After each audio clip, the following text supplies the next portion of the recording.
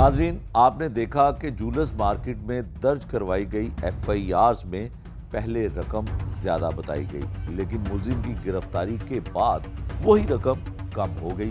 इस तजाद पर पर्दा उठाने के लिए हमने बात की एक मुकदमे के मुद्दई और मुलजिम के साथी दुकानदार से। आइए सुनते हैं कि वो इस हवाले से क्या कहते हैं।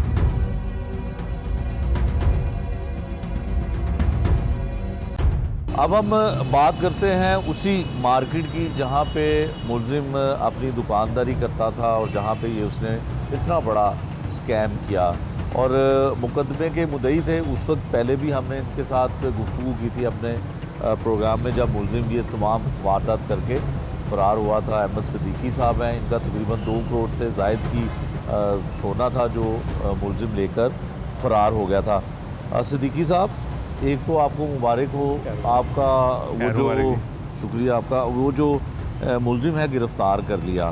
तो उस वक्त आपने बताया था तकरीबन 2 करोड़ समथिंग की आपकी रकम, 50 तोले था सोना और 2.25 करोड़ पे उस वक्त के रेट से बनाए थे पैसे, जो आज तकरीबन कोई 2.5 करोड़ से भी ऊपर बनते हैं। 2.5 करोड़ से भी ऊपर बनता है। सर, प्रेस कॉन्फ्रेंस हुई, आप भी वहाँ पे थे और इन्वेस्टिगेशन पुलिस ने कहा जी कि ये अरबों का स्कैम नहीं हुआ, करोड़ों का हुआ है। तकरीबन 28 से 30 करोड़ रुपया बताया जाता है। तो बात तो उलट हो गई, क्या हुआ? वो ऐसे है कि जब ये स्कैम हुआ तो उसके जब काम ये चल रहा था तो कई फेक लोग भी आ गए बीच में, जिन्होंने आगे लोगों का देना था, उन्होंने यहाँ पे वसीम पे क्लेम डाल दिया और ये शो किया जी कि हमारे भी यहाँ पैसे मर गए हुए हैं, तो हमें वसीम से मिलेंगे तो हम आगे देंगे। और जितनी देर ये काम होता रहा, पर्चे वगैरह हुए, सब हुए, उसमें से हमने फिर वो सॉर्ट आउट कर लिए।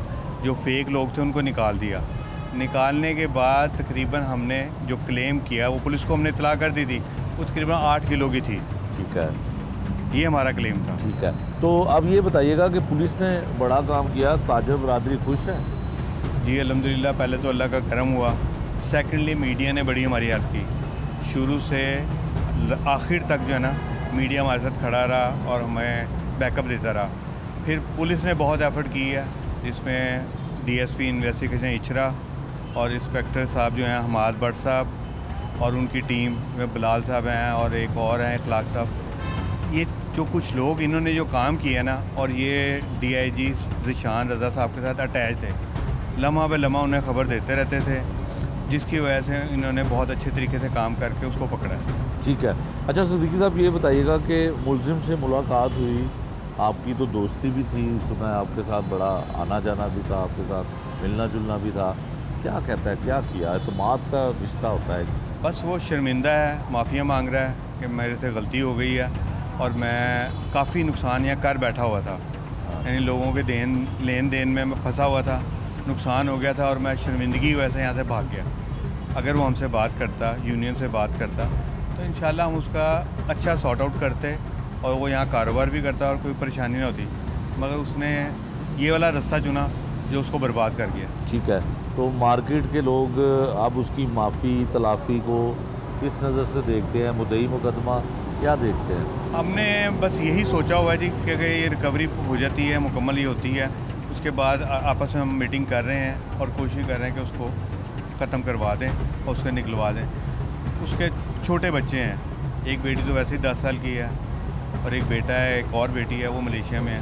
तो ये भाई अपनी ज़िंदगी दोबारा शुरू करे किसी अच्छे तरीके से और अच्छा काम करे। ठीक है। सिद्दीकी साहब, ये बताइएगा कि जो कारोबारी लोग होते हैं, इनका एक ज़ुबान ही चलती है। आप यहाँ मार्केट में बैठे हैं, लाखों करोड़ों रुपए का सोना एक ज़ुबान पे, एक पर्ची पे जो है वो एक दूसरे के पास मुंतकिल होता रहता है।